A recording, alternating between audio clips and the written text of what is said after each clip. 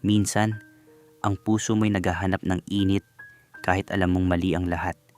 Sa bawat sulok ng isang tahanan, may mga kwentong hindi na isusulat sa plano. May mga damdaming nabubuo sa gitna ng katahimikan at mga pusong nag-aalab sa paraang hindi inaasahan. Sa kwentong ito, ating saksihan ang buhay ni Andres, isang binatang naghahanap ng kalinga, at ni Tito Roman, ang lalaking magtuturo sa kanya na ang pag-ibig ay walang sinusunod na disenyo. Welcome sa M2M Desires, kung saan binibigyang boses natin ang mga kwento ng pag-ibig, pagnanasa, at mga lihim na hindi madaling ikuwento. Mga kwentong minsan ay masakit, minsan ay nagdudulot ng pag-asa, at laging totoo. Kung mahilig kayo sa mga BL stories, confessions, at mga kwentong puno ng damdamin, huwag kalimutang i-like ang video na ito, mag-subscribe sa channel, at pindutin ang notification bell para lagi kayong updated sa mga bagong kwento dito sa M2M Desires. At bago tayo magsimula, special shoutout muna kay Carlos Bautista. Maraming salamat sa patuloy na suporta at pakikinig sa mga kwento ng M2M Desires. Malaking bagay ang mga tulad ninyo na patuloy na sumusuporta sa channel na ito. Tara, pakinggan na natin ang kwento nila. Hi Kuya Will, ako si Andres, 21 years old, at kumukuha ng kursong Fine Arts. Gusto ko lang po ikwento sa inyo kung paano nagsimula ang lahat. Habang nasa loob kami ng sasakyan, nakatingin lang ako sa labas ng bintana at hindi ko mapigilang kabahan. Katabi ko si Tito Roman. 39 years old siya at siya ang nakababatang kapatid ng tatay ko na namatay na. Mahigit 5 months na ang lumipas mula nang tuluyan akong mawalan ng magulang. Wala na rin akong ibang malapitan, kaya siya na mismo ang nag-alok na tumira ako sa bahay niya sa Tagaytay. Habang nagmamaneho siya, sinabi niya sa akin, "Huwag kang mag-alala Andres, malaki ang bahay. Kailangan ko rin naman ng kasama." Seryoso ang boses niya habang nakatutok lang sa kalsada. Sa totoo lang, Kuya Will, bihira ko siyang makita noong bata pa ako. Madalas kasi siyang nasa abroad dahil sa trabaho niya bilang architect. Ang alam ko lang tungkol sa kanya, matagumpay siya sa karir niya pero matagal nang single. Sabi ng mga kamag-anak namin, nagkaroon daw siya ng masakit na hiwalayan years ago at mula noon ay hindi na siya nag-asawa. Nang makarating kami sa bahay niya, talagang namangha ako. Isa iyong modern na villa na gawa sa salamin at kahoy. Nakatayo ito sa gilid ng bangin at kitang-kita mula doon ang tanawin ng Taal Volcano. Ang ganda ng lugar at sobrang tahimik. Pero pagpasok namin sa loob ng bahay, iba naman ang nakita ko. May mga blueprint na nakakalat sa mesa. May ilang bote ng alak sa gilid at parang matagal nang walang nag-aayos ng mga gamit. Parang ramdam mo agad na mag-isa lang talaga siyang nakatira doon. Napansin niya siguro ang pagtingin ko sa paligid, kaya sinabi niya, "Pasensya na Andres. Medyo busy lang sa trabaho kaya hindi ko na masyadong naaasikaso ang bahay." Inaayos niya pa ang salamin niya habang nagsasalita. Kahit halata ang pagod sa mukha niya, Kuya Will, kitang-kita pa rin ang dating niya. Matangkad siya, maayos ang tindig, at may dating na parang lalaking sanay magtrabaho ng mag-isa. Doon nagsimula ang bagong buhay ko sa bahay ni Tito Roman. Hindi ko pa alam noon, Kuya Will, na ang paglipat ko sa bahay na iyon ang magbabago sa lahat ng bagay sa buhay ko. Hindi naman naging mahirap para sa akin ang mag-adjust sa bahay ni Tito Roman. Bakasyon pa kasi noon, sa school, kaya marami akong oras. Naisip ko na bilang pasasalamat sa pag-ampon niya sa akin, ako na lang ang gagawa ng mga gawain sa bahay. Nagsimula akong maglinis ng mga kalat, magluto ng pagkain, at ayusin ang mga gamit niya na kung saan-saan nakalagay. Unti-unti ring naging maayos ang loob ng bahay.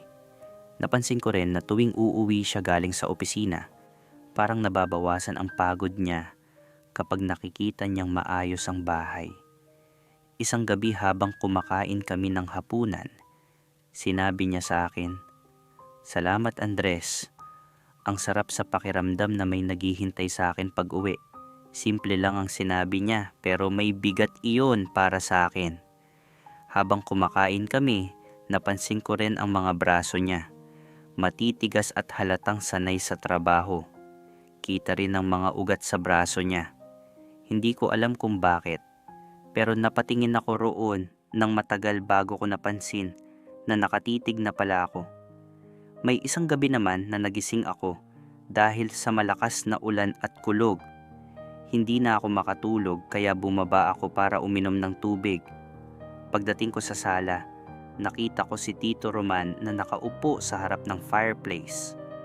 May hawak siyang baso ng whiskey at tahimik lang na nakatingin sa apoy. Nakasuot lang siya ng maluwag na puting sando at short. Napansin niya ako at tinanong, "Hindi ka makatulog?" Tumango ako at lumapit. Umupo ako sa tabi niya. Doon kami nag-usap tungkol sa tatay ko. Habang nagkukwento ako, hindi ko napansin na nagiging emosyonal na pala ako. Bigla niyang hinawakan ang kamay ko, parang gusto niya akong pakalmahin. Ramdam ko ang init ng kamay niya sa kamay ko. Pagkatapos ay sinabi niya ng mahina, "Nandito lang ako Andres, hindi kita iiwan." Kuya Will, malamig ang hangin sa Tagaytay noong gabing iyon. Pero habang magkatabi kami sa sofa, may kakaibang init akong naramdaman. Hindi iyon galing sa apoy ng fireplace. Parang galing iyon sa presensya ng lalaking nakaupo sa tabi ko. Habang lumilipas ang mga araw, napansin ko na mas naging malapit kami ni Tito Roman sa isa't isa. Parang naging normal na bahagi na ng araw namin ang magkasama sa bahay.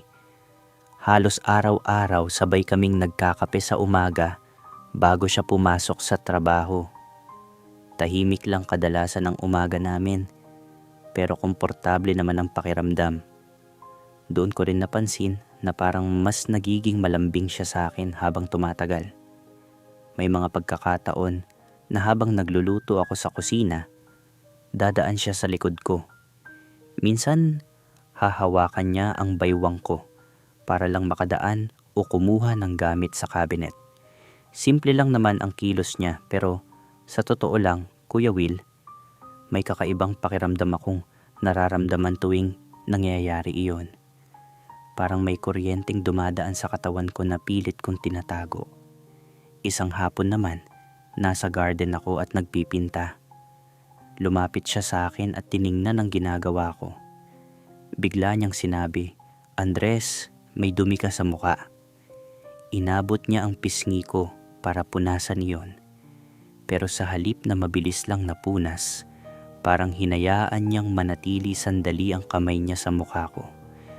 Napansin ko rin na napadikit ang hinlalaki niya malapit sa labi ko bago niya tuluyang alisin ang kamay niya. Pagkatapos ng mga ganoong sandali, Kuya Will, hindi ko na mapigilan ang isip ko. Tuwing gabi bago ako matulog, naaalala ko ang amoy niya. Amoy ng pabango, halo ng usok ng sigarilyo, at yung amoy ng lalaking galing sa trabaho. Isang Sabado, habang naglilinis ako ng kwarto niya, bigla siyang lumabas ng banyo.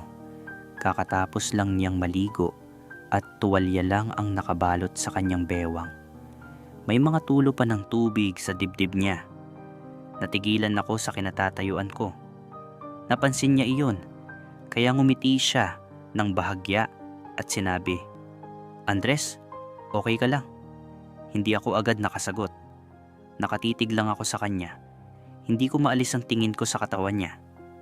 Doon ko unang inamin sa sarili ko, Kuya Will, na hindi na lang simpleng paggalang ang nararamdaman ko para kay Tito Roman. May ibang damdamin na ring halo roon. At ang mas mahirap tanggapin, siya ang sarili kong tiyuhin. Dumating ang isang gabi na hanggang ngayon ay hindi ko pa rin makalimutan. May malaking project na nakuha si Tito Roman noon sa trabaho niya, kaya nagdesisyon siyang mag-celebrate. Bumili siya ng pagkain at alak. Tapos sabi niya, manonood na lang daw kami ng pelikula sa sala. Habang tumatagal ang gabi, napansin ko na medyo tinatamaan na siya ng alak. Nakaupo kami sa sofa at nanonood ng movie. Maya-maya, sumandal siya sa akin. Ramdam ko ang bigat ng ulo niya sa balikat ko. Amoy ko rin ang halo ng alak at pabango niya. Tahimik lang kami sandali hanggang sa bigla siyang nagsalita. Andres, ang gwapo mo palang bata, sabi niya nang mahina. Parang nanginginig pa ang boses niya. Minsan, nahihirapan na akong magpigil. Kuya Will, parang tumigil ang mundo ko noong narinig ko iyon. Tiningnan ko siya. Kahit madilim sa sala, kita ko ang seryoso niyang tingin sa akin. Hindi ko alam kung tama ba ang gagawin ko noon, pero sa dami ng nararamdaman ko, hindi ko na napigilan ang sarili ko. Ako ang unang lumapit. Ako ang unang humalik sa kanya. Matagal ko nang kinikimkim ang damdaming iyon, Kuya Will. At noong sandaling iyon, parang lahat ng iyon sabay-sabay lumabas. Akala ko itutulak niya ako palayo. Pero sa halip, mas hinigpitan niya ang yakap sa akin. Tumugon siya sa halik ko. Mas naging matindi pa kaysa sa inaasahan ko. Unti-unti niyang hinawakan ang likod ko at ang braso ko. Bawat galaw niya ay nagpapabilis ng tibok ng puso ko. Parang wala na kaming iniisip pareho sa mga sandaling iyon. Hindi nagtagal, dinala niya ako sa kwarto niya. Doon, sa kama niya, tuluyan na kaming nagpadala sa nararamdaman namin. Pareho kaming puno ng emosyon at matagal na nang kinikimkim na damdamin. Kuya Will, hindi ko akalaing mararanasan ko ang ganoong klaseng lapit sa kanya. Parang sa gabing iyon, wala kaming iniisip na tama o mali.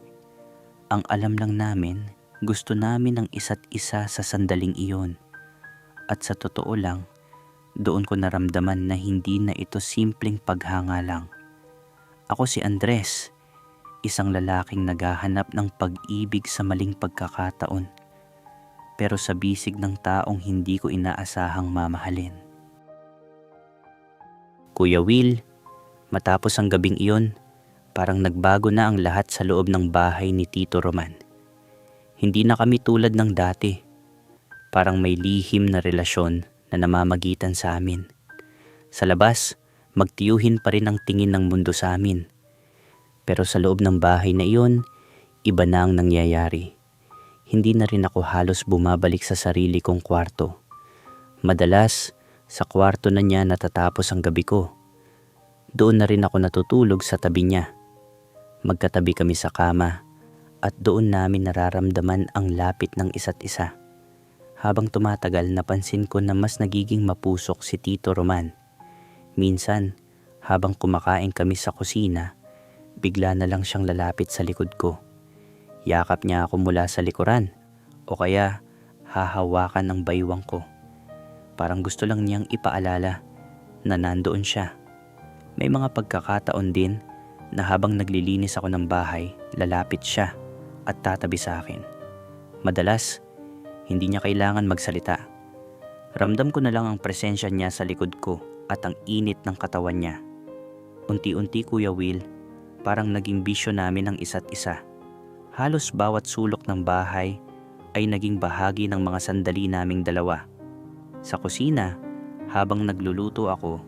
Sa sala, habang nanonood ng TV. At minsan, kahit sa garden habang nagpapahangin. May mga gabi pa nga na umuulan sa labas ng villa. Lalabas lang kami sa terrace para maramdaman ang malamig na hangin ng Tagaytay. Pero kahit malamig ang paligid, parang may init pa rin sa pagitan naming dalawa. Pero kahit ganoon, Kuya Will, hindi nawawala ang kaba sa dibdib ko. Alam namin pareho na mali ang sitwasyon namin. Alam namin na kung may makakaalam, siguradong maraming masasabi ang mga tao. Pero sa tuwing kasama ko si Tito Roman, parang nawawala ang takot ko. Parang sa sandaling iyon, mas pipiliin ko pang manatili sa tabi niya kaysa bumalik sa buhay na wala siya. Ang totoo, Kuya Will, parang naging parang bisyo ang relasyon namin.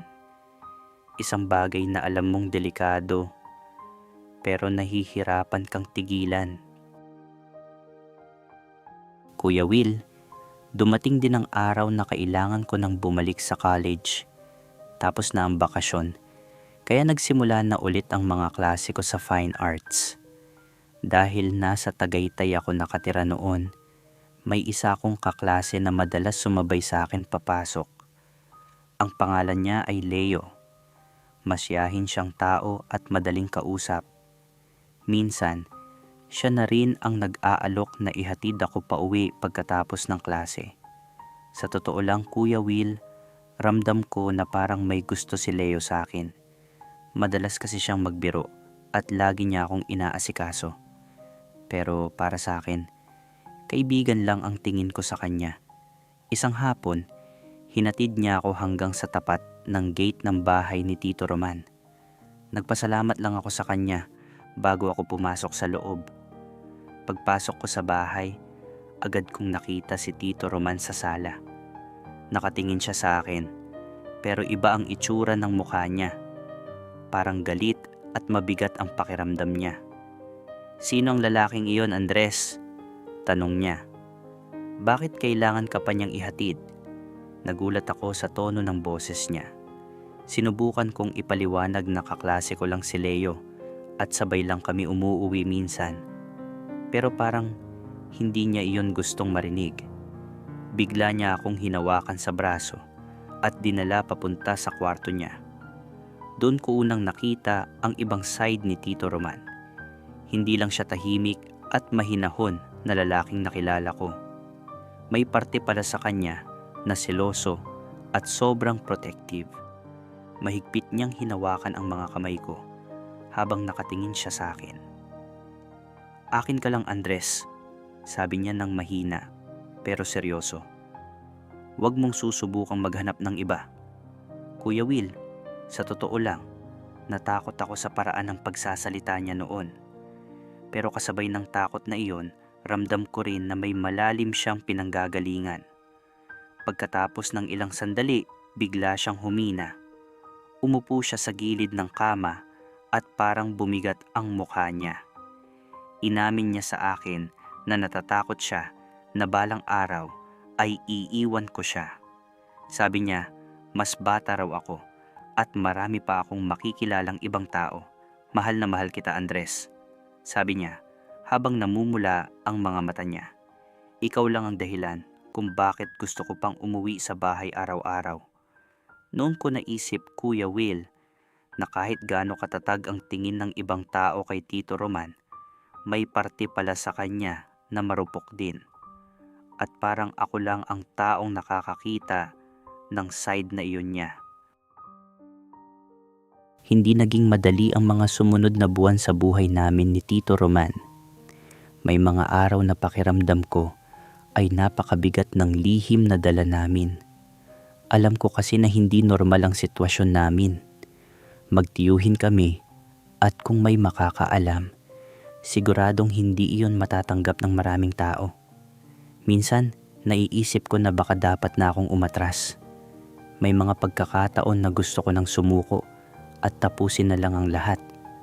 Pero tuwing titingin ako kay Tito Roman, naiisip ko kung ano ang ginawa niya para sa akin. Siya ang tumanggap sa akin nang wala na akong matakbuhan. Siya ang nagbigay sa akin ng tirahan, ng suporta sa pag-aaral, at ng pakiramdam na may taong nagmamahal sa akin. Dahil doon, nahihirapan akong iwan siya. Isang araw, Kuya Will, biglang nagbago ang lahat. Nagkaroon kami ng isang out-of-town trip. Akala namin ay simpleng bakasyon lang iyon para makapagpahinga sandali. Pero hindi namin alam na may isang kamag-anak pala na nakakita sa amin habang magkasama. Pagbalik namin, kumalat agad ang balita sa pamilya. Naging malaking iskandalo iyon. Maraming masasakit na salita ang narinig namin.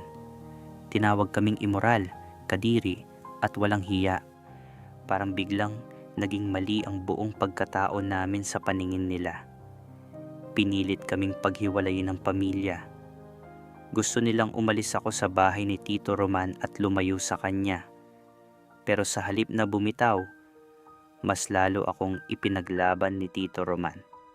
Sa harap ng pamilya namin, diretsahan niyang sinabi, "Andres, kung kailangan nating iwan ang lahat para magkasama, gagawin ko. Hindi ko kayang mabuhay nang wala ka." Kuya Will, hindi ko inaasahan na sasabihin niya iyon sa harap ng lahat. Sa unang pagkakataon, nakita ko kung gaano niya ako ipaglaban. Sa huli, nagdesisyon kaming lumayo. Iniwan namin ang lugar na maraming nakakakilala sa amin. Umalis kami sa Tagaytay at nagsimulang muli sa ibang lugar kung saan walang nakakakilala sa nakaraan namin. Iniwan pa nga ni Tito Roman ang mga project at career niya doon para lang makasama ako. Parang nagsimula kami ng bagong buhay, Kuya Will. Isang buhay na hindi perpekto, pero dala namin ang pag-ibig na kahit maraming tumutol, pinili pa rin naming panghawakan. Kuya Will, ngayon, mahigit 2 taon na kaming namumuhay ni Tito Roman sa isang tahimik na bayan sa norte.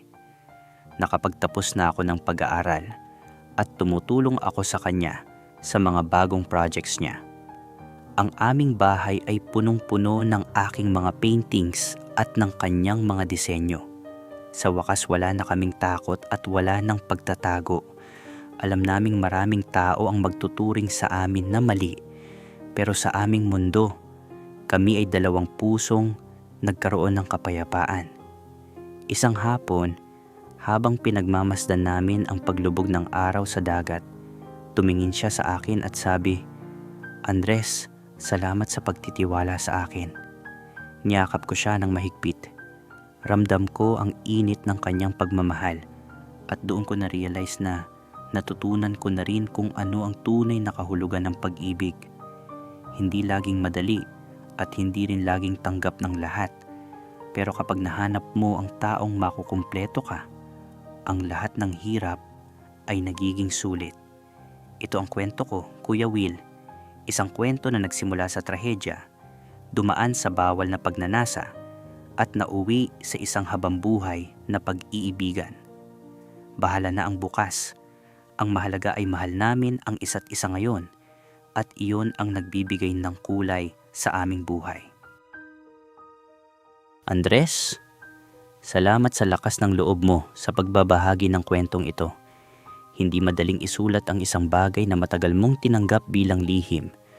At sa bawat salita ng iyong kwento, ramdam ko ang bigat ng kalungkutan, ng pag-iisa, ng paghahanap ng sandalan na hindi mo planong hanapin sa ganoong paraan.